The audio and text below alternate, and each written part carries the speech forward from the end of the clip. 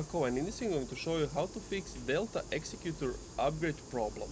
But before I show you how to do that, subscribe to the channel, it helps me out a lot. So basically, if you have this problem, all you have to do if you're on your iPhone, go to the App Store, just search for Roblox and update it if it needs to be updated. But if that still doesn't help you out, go to the storage, general, iPhone storage, find Roblox once the list loads up. For example, let's say this is it, you want to click offload app, try again. If that doesn't work, delete the app and reinstall it again.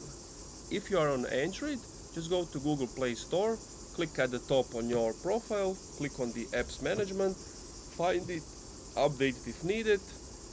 If that doesn't help you out, reinstall the app, and that's it. Thank you for watching this video. If you enjoyed, leave a like, comment, subscribe.